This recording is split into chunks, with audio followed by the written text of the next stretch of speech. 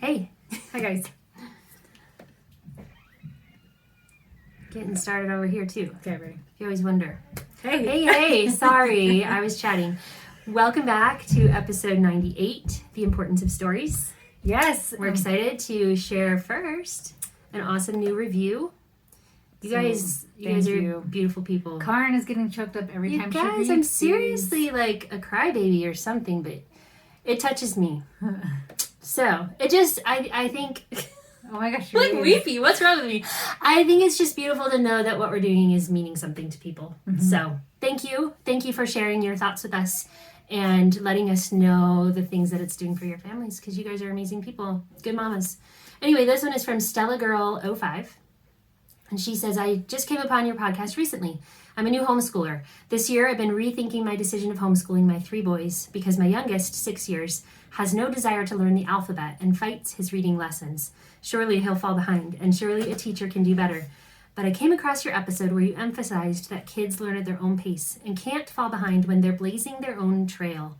A powerful statement that was an answer to my prayers about whether I stick with it or give up. Thank you, ladies. Keep doing what you're doing and helping us lost mamas. That was very Thank you, Stella Girl. It was beautiful. And yeah, you see me crying every week if you're watching on YouTube. I'm sorry. But you guys are touching my hearts too. So thank you for your kind words. Yeah.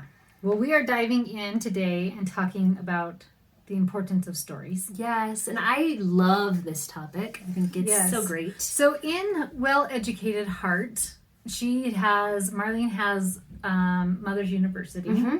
And storytelling was the topic for February. The month of February, yeah. And so we're both learning about that right now. Yes. Well, I think this episode actually gets released in March. So we did just learn about it. We did learn about it. We'll be done with it by the time you guys hear it. But that's okay. Still good stuff to read. But I wanted to let you guys know, in my membership, I do a Mother's University coaching call, where I dive in and we did on storytelling, and then we can do some coaching about it. Like, I don't like this is stupid, or this, like, whatever your worries and your thoughts are with that. And we can totally dive into it. So if that's something you're like, oh, I need it just for that, you can be in my membership and get on all those calls for just $35 a month. Yeah, like, it's so worth it. She's amazing, you guys. So, a couple of tips just diving in here. I remember you talking about a book called Storyworthy. Yes. I'm going to share about that. Oh, I just spaced his name. Matthew Dix, I want to say. I'm not sure. Okay. I want to say it's Matthew Dix. I heard him on another podcast, and then I went and read his book. It's because I like to binge into things when I really enjoy something. I do that. Yeah, and like went and watched some of his YouTube stuff, read his book. And he talked about how he creates story and to make something story worthy, and like the whole process and beautiful process of creating a story. Mm-hmm. And it's awesome when you read his book. He shares a few stories with you, and you will cry. Like, you're crying at our reviews. You will definitely cry with some of these commercials, stories. Coffee commercials. I mean, gosh, you guys, I'm a baby. Yeah. But I love it. He gives a practical application of how to create a good story. Because sometimes, like, you read a story, but it's like, oh, okay, what do I do with this? Yeah. So it was actually when my class before COVID canceled our co-op. That was my class I was teaching. Yeah. It was his book of how to do a story. So one of the things he has you do is write down something each day that could become a story. Mm-hmm. And it was funny because as I was teaching the storytelling class in my membership, I was like, what just happened? Oh, well, Saturday night, I went to pick up my husband from the airport, and I was like, oh my gosh, this is so funny. And it totally erupted because I love being punctual and on time, except for when I pick up my husband from the airport.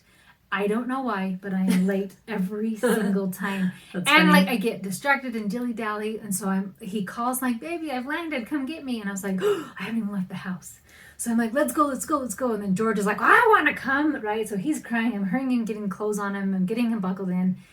And I go zooming down the road, and I hit a pothole so hard, I explode his tire. Now I'm like, oh my gosh. Right, so anyways, huge, long, funny story.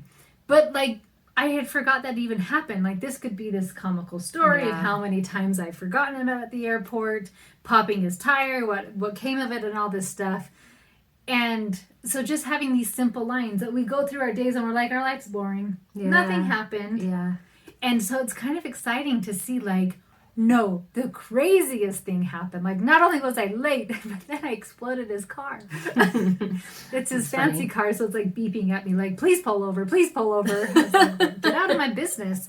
Like, don't tell me what to do.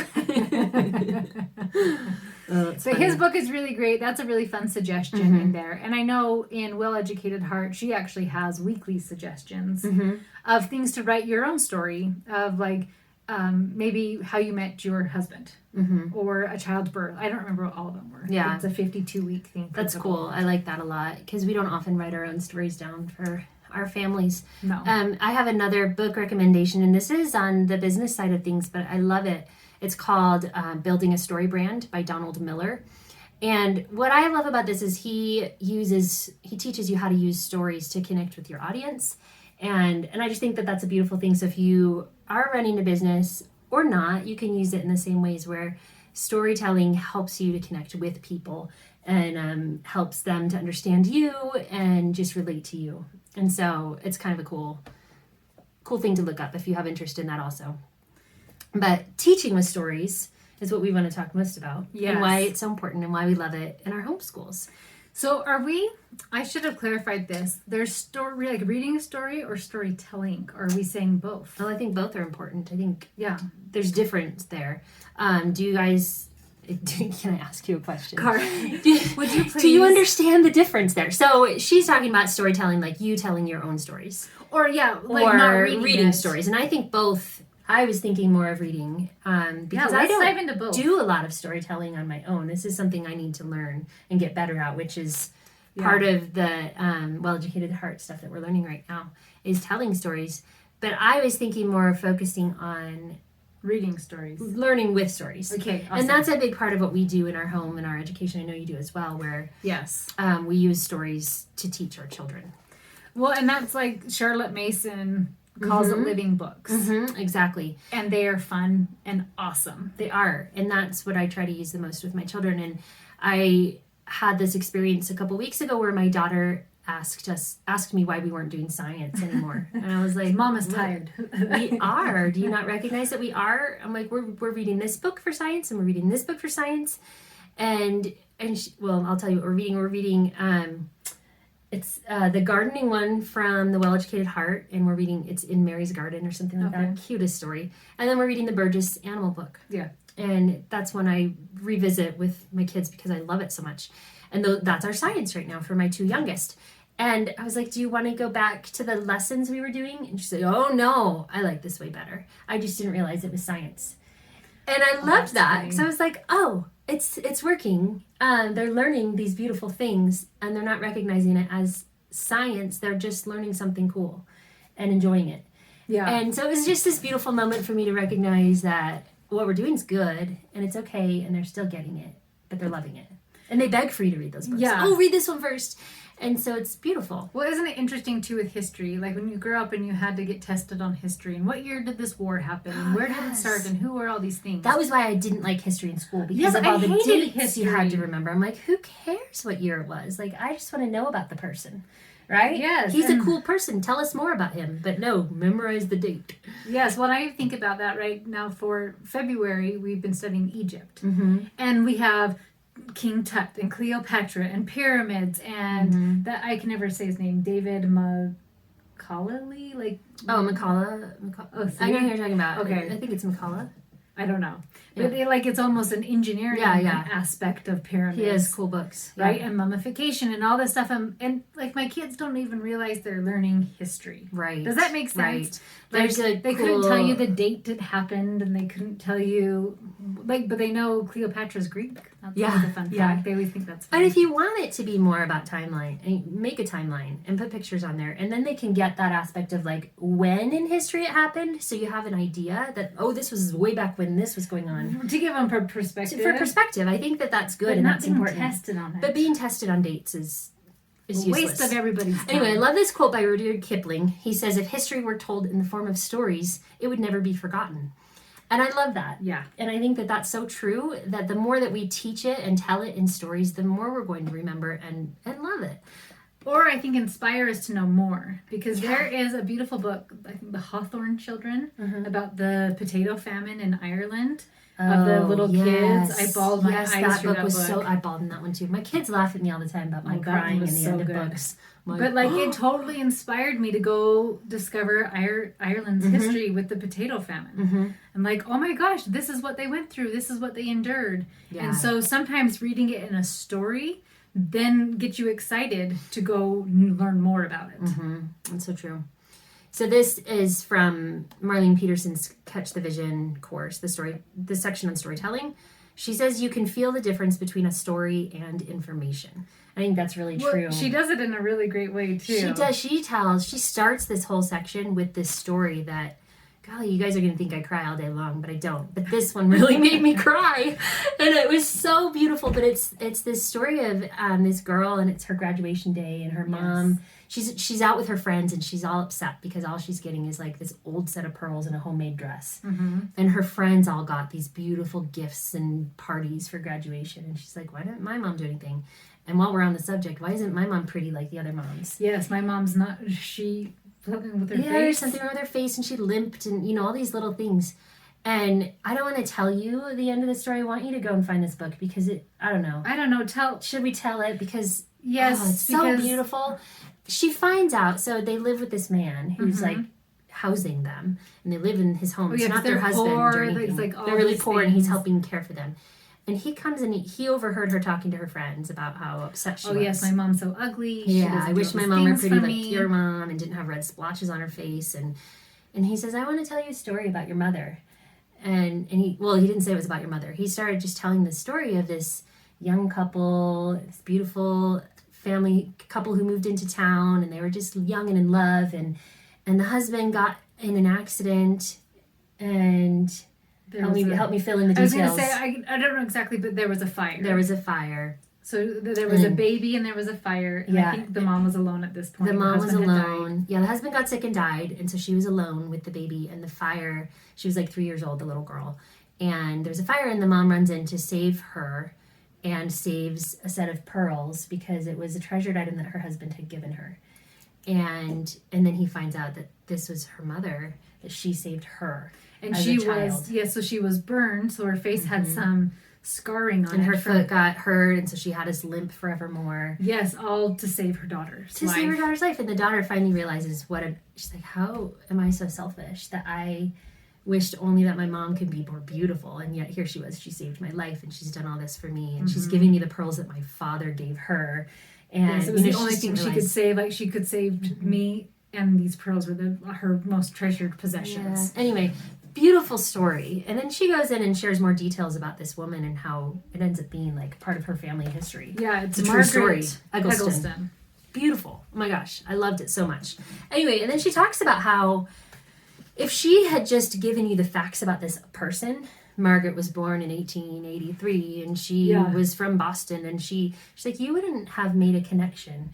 You wouldn't have cared who this lady was. A bit. But because she taught you about her through this story that was so moving and touching, you loved her. And you wanted to know more about her, and you cared so much to go and find more of her books, like Megan did, and she has one right here that she's going to read. I'm not reading. I'm not reading it on the podcast. Not today. No. I have fireside stories for girls and their teens. Yeah, and this is where that story is in this book. And anyway, so she says that you can feel the difference between a story and information, and that makes all the difference in the world when you're teaching kids. Oh, it is in this book. Yeah. And then she says that the function of a story is to awaken emotion and to stir feelings. This instills interest and helps kids want to know and learn more. And I love that that's the function, to awaken emotion and stir feelings. And it does that. These beautiful stories. Good stories really do. Like when you read an amazing book, like that is exactly what it does. It does. Have you ever read a book and you just don't want it to end, and it ends and you're so sad that you don't get to spend time with those characters anymore? You're like, my friends, it's done. Anyway, I love that. And then the last little thing she says is they help us understand things in our hearts that our eyes alone cannot understand. I just think it's a beautiful way to say that. Yeah, so it was interesting so I'm totally good with reading books and like sharing those types of story. And as we talked about like we're researching storytelling, my immediate thoughts were I'm bad at storytelling. Yeah. And you know what's funny is, so I'm reading this on my bed in my bed, and my 16-year-old's on my bed. She's laughing with me. And I'm reading this book like, oh, I'm the worst storyteller. And she goes to remind us of terrible stories I've told them through their childhood. And like, when I get flustered, I get real weird. And so like their stories always had the most beautiful maiden in the land was always me. And like they were always something weird, right? And so she's telling me back all these stories. I'm like, remember this one time you did this? And then they were just telling me when my husband and I were out of town, I left a message, because I would do nighttime raps too, of a nighttime rap. Like, just so you don't get lonely, here's a nighttime rap. So here I am thinking, like, well, I'll never be as beautiful at storytelling as Margaret, or creating. You do all it in these your way, things. though. So I love this in the storytelling book in, Libraries of Hope, from Well Educated Heart. But if one have neither natural adaptation nor experience, still I say, tell the stories, 1,000 times tell the stories. You have no cold, unsympathetic audience to deal with. The child is helpful, receptive, warm, eager, friendly. His wholehearted interest, his surprise, admiration, and wise comment will spur you on to greater efforts. And when the story is concluded, you will wonder which of you has been the greater gainer. Oh, I love that so much. When I think about that, like, so here I've told these weird stories of being the fairest maiden in all the land, and them being whatever, like, include a monkey. I'm like, okay, there was a monkey, right? And like all these things, like your kids just are excited for you to be there with them. And I was gonna keep going, but like, sorry, I'll interject for a second. My brother, did I share this story? No, you didn't. Okay, my brother has little twin boys who, I think they're 6 now. They're the cutest little twins. And he, for a long time now, has been just telling them made-up bedtime stories that he just creates, and he calls them The Adventures of Robbie and Hudson. So their names. Cute. And it's the cutest thing. And I was doing it for so long that finally his kids were like, Dad, you need to save these. These are great. And so he started recording them. And then his older daughter is helping him write them, and they want to publish them. Maybe even just for their own sake, maybe to publish. I don't know. He's not sure yet, but he wants to do that with his voice. And he sent us a couple of the audios of them, and they were just the most fun things. And these 2 little twin boys go on their adventures together, and he shares the whole story. And the fun part of listening to the audio is, you hear his voice and their giggles in the background as they're just loving and enjoying the story that their dad's telling and how much fun they're having. And I love that it's like your audience doesn't matter. Your children will eat up whatever you feed them. And I think that that's so true, because your kids love you so much that no matter what you're giving them, it will thrill them and just bring so much joy to them. And they're going to have such fond memories of those times together, of their dad, making up these silly stories about them as they grew up together. So it's been interesting with homeschool. I've been trying to prep more so I could just tell the story versus always having to read it right then. Now, reading it right then has served its purpose, but for one of my darlings, it is not. They are like, they cannot take it anymore. So I thought this was interesting, because I'm like, why? We have all these amazing, beautiful living books. Like, why can't I just do it this way? And you totally can. So this is just something that I'm working on for myself. So I'm still doing read aloud. We're still reading beautiful picture books and all these stories.